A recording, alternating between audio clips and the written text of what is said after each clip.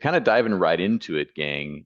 Let's talk a little bit about the hiring problem. And this was something that I learned a lot about through this process. But y'all talk to me a little bit about what a typical week of hiring looked like for you, BCBAs, RBTs, support staff before the fire pit concept. Yeah, so interestingly, BCBA's hiring is very, very different than RBT, BT hiring. BT and RBT hiring, it's an entry level position. We need a lot of them. ABA therapy requires one-to-one therapy, therapist to learner. So we hire a lot of therapists.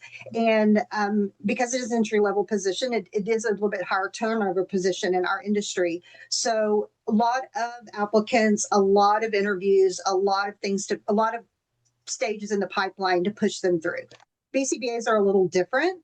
There are not enough of them for the number of jobs that are out there for the need that exists. So a lot more sourcing, a lot more outreach, multiple touches. They are a certified licensed provider, and so there's very specific requirements to fill that role. So you have a very finite group of people that you're reaching out to multiple times in order to attract interest. Admin roles are just as needed. We don't have a ton of them and they don't come available very often. So we just post those as needed. And those tend to fill themselves more like a regular cadence of what people would expect in a job search. No, I think you're exactly right. And I think the thing that makes ABA hiring a little bit more special is we hire a lot based off of soft skills.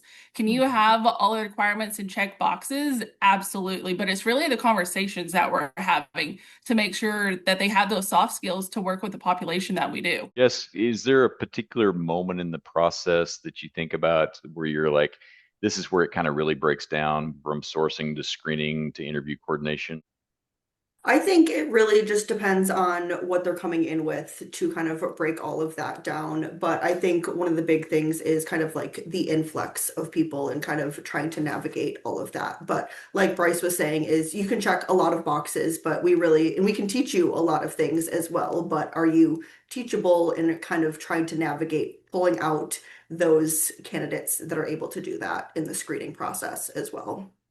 And I think one of the things that is although the positions are very different to hire for BCBAs, RBTs, and admin, one thing they all share is the need for speed.